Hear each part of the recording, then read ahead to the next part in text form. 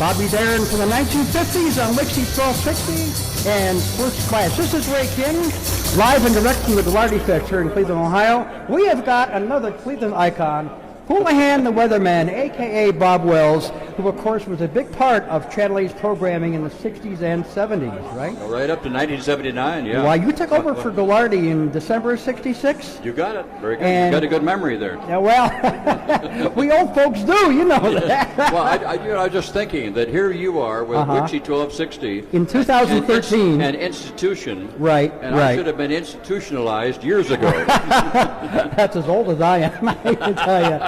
What year did you come to Channel 8 as Hoolihan the Weatherman? The year before we took over on the Friday night movies in 1965, the fall of 65. 65, yeah. Right. And Ghoulardi began in 63. Right. Right, yeah.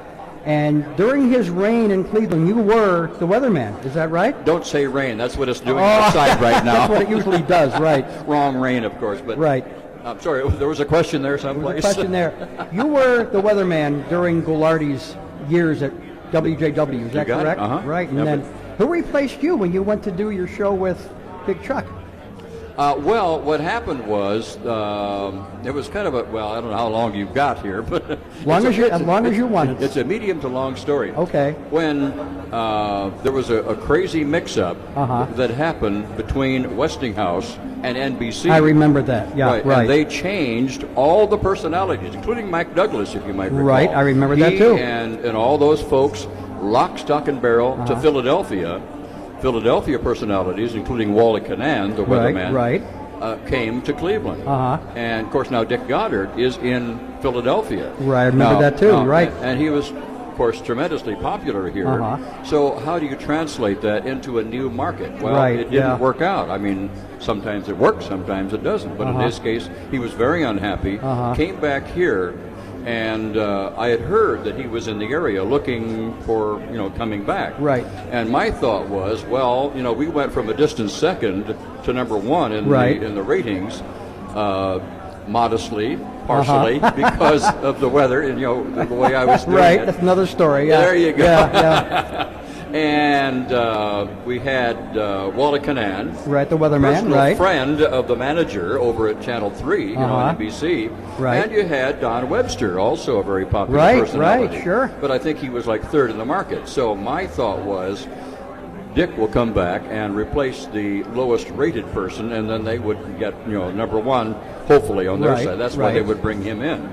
Well, fate intervened, because I was over at Channel 3 down below in the basement where the recording studios are. No, they weren't keeping me hostage. I was working there as doing an announcing thing, commercial spot. And I finish up, I go in the elevator, and this guy comes on, who I did not know, but he recognized me. And he looks at me and says, "Oh my gosh, this is really wild." He says, "What?" And he says, "Well, I'm meeting two weathermen in the same day." And I says, "Well, of course, I'm one, so who's the other one?" "Well, Dick Goddard." "Yeah, I just met him, and he's coming over to your place, isn't he?"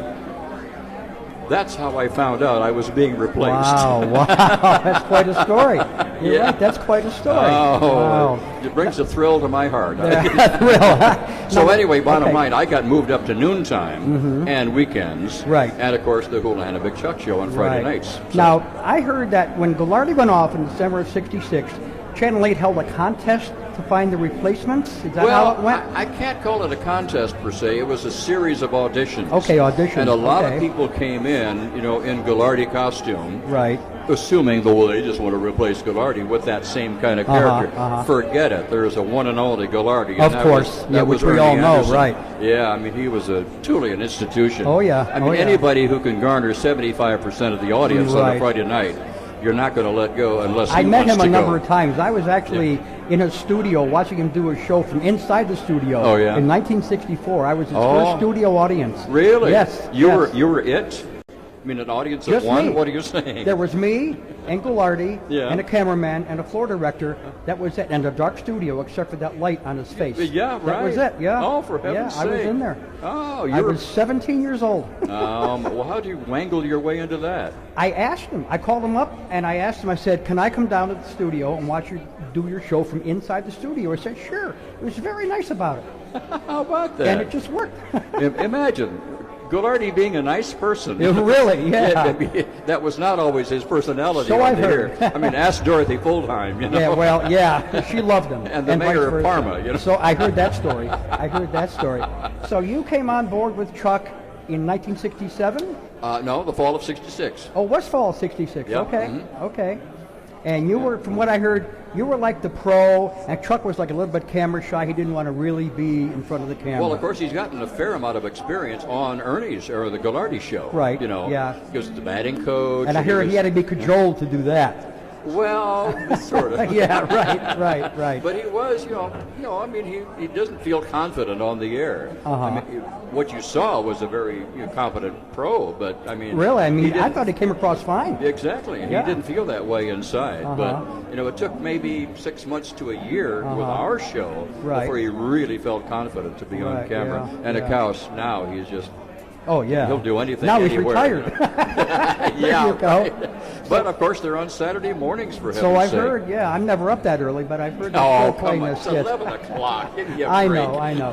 So in 1979, you moved to Florida. Right, Is uh-huh. that correct? And That's you right. were running a Christian station, I believe? Well, yes, I became a Christian in the summer of 1976. Okay. And, very specific relationship with the Lord. Right. And so along came this fella who owned 5 Christian radio stations and contacted me and said, would you like to be general manager of my Christian radio Hard station? to say no to that. In Parma, yeah. Well, I had never, God knows, I was never a general manager of anything Right. or sold anything except seeds when I was about 13.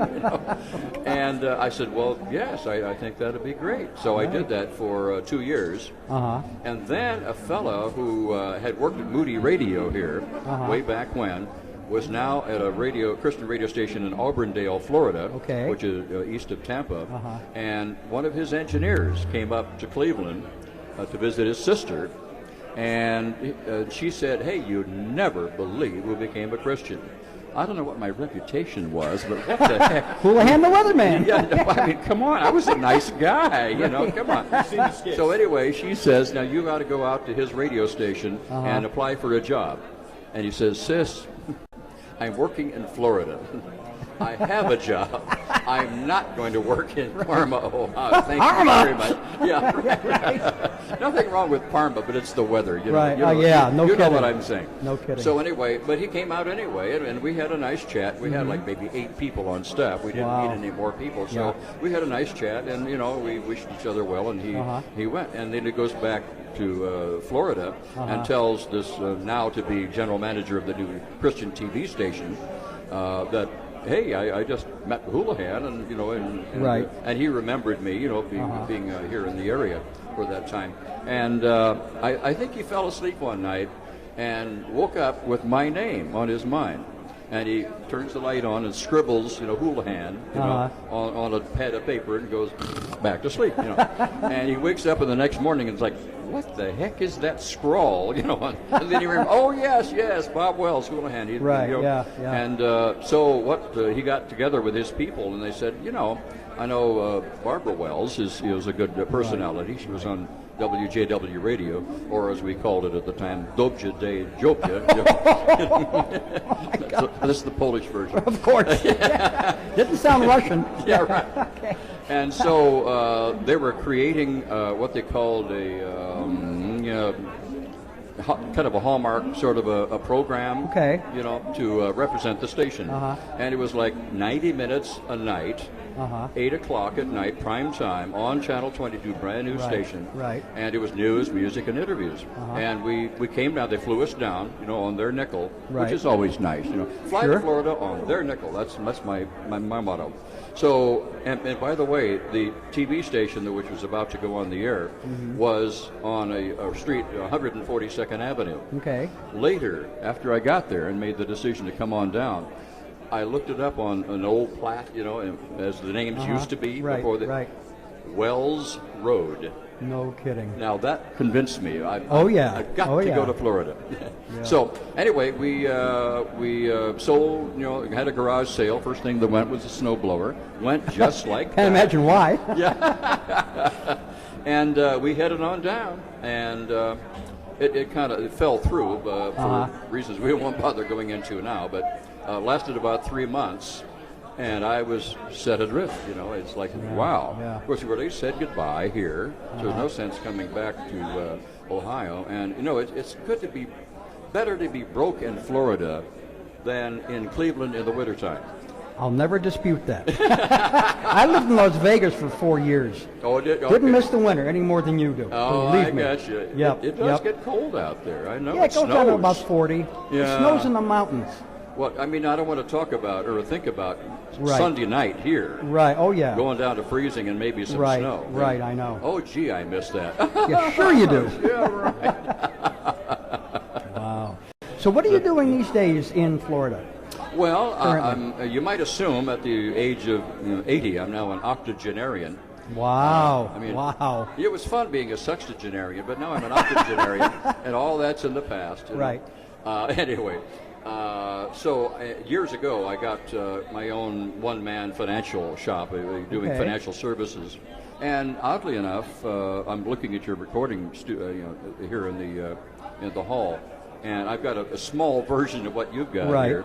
And people send me commercials by email. I sit there in my underwear. Sorry about the image there. And turn them out and send them back and by email, and I got a check in a couple of weeks. That's so nice. Yeah. And nothing wrong with that. That's good. That's a good thing. Bless their hearts. There you go. But basically, and also there's a wonderful performing arts center there called the Ruth Eckerd Hall. It's like a 2,200 seat performing arts center, at which, by the way, next March, Tim Conway is going to appear. No kidding. There The same you got Tim it. Conway that was here today. Yep, There the you very go. same. Very He good. was there last March, and he's making a return appearance. Okay, So anyway, very I usher there, which is I get absolutely nothing for it, and I'm absolutely worth it. So. Right. You haven't lost your sense of humor, Hooley. That's great. Hey, you can't lose the sense of humor. You're That's right. what keeps you alive. Yeah, you got that right. I do not feel 80. I don't feel a day over You don't 79. look it either. You talked on my joke. Sorry. I don't feel a day over 79. Ba-dum-bum, Go on. One last question. I know you've got a lot going on here today. Yeah, Where gotta get did the back to name the booth. Hoolihan come from? Oh, okay, very brief story. The production manager of the station went to Chicago a year before I even showed up, before they even thought of hiring me or me leaving the station, because I was working at a NBC affiliate in Kansas City and doing weekend weather there. And he knew that I was interested in getting something. So during the course of his interview for getting his job, they mentioned that they were thinking of replacing their weatherman. Now, if you might recall, back in those days, all the weather guys were kind of stiff, not bubbly. Yeah. Matter of fact, very good and professional, but not a whole lot of jokes there. Okay? Right. And so he goes to Chicago for a conference of production managers, and looking through TV Guide in his hotel room for lack of anything else to do, I guess. And that time, that was before all the stations were marginalized. You had so many to choose from. A TV Guide edition at that time used to list all the stations and all the personalities who appeared on the newscast. That's right. The news was by such and so, sports by such and so, That's the right. weather by such and so, including in Peoria, Illinois, down the road. I mean, God knows they wouldn't do that now. You got too many stations. So the book is about 3 inches thick as it is. Anyway, so he's looking at this Peoria edition, and he looks at it, Bill Hoolihan Weatherman. And he's thinking, Hoolihan the Weatherman. That's a pretty catchy name. What if that's for real? Right. I'm sure it was. So bottom line, fade out, fade in. He comes back to Cleveland, forgets all about it. A year later, I show up and audition, got the job, and my friend calls me and says, I got good news and I got bad news. I said, what's the good news? Give me that first. Well, you got the job. Oh, wow, okay. What's the bad news? They want to call you Hoolihan. And I'm going, oh, come on. I want to see how high Bob Wells can go in the marketplace. Are they stuck on that? He says, oh, yeah, pretty serious about it. Well, there's a method in their madness, of course. If I had been, asked for at some other station, I could not have taken the name Hoolihan with me. Which is, by the way, I don't know if you knew this, but when Ghoulardi went out on personal appearances like ball games and other things, he always signed his name G-O-U-L-A-R-D. No H. Well, you would know that, yeah. Yeah. And so if another station had wooed him away, he could have kept the G-O-U-L-A-R-D I heard that too. Maybe from you. Yeah, someone told me that. Yeah, might be. Yeah, he was a smart cookie. I know he was. All right, well, Mr. Bob Wells, thank you so much. Thank you. For appearing on Enjoyed WIXY1260 today. We appreciate your time and all your anecdotes. No, my Wonderful. pleasure. And I still say you are one heck of an announcer. No, Always say that. Absolutely. Thank you. All right, back to music on WIXY. Thank you, sir.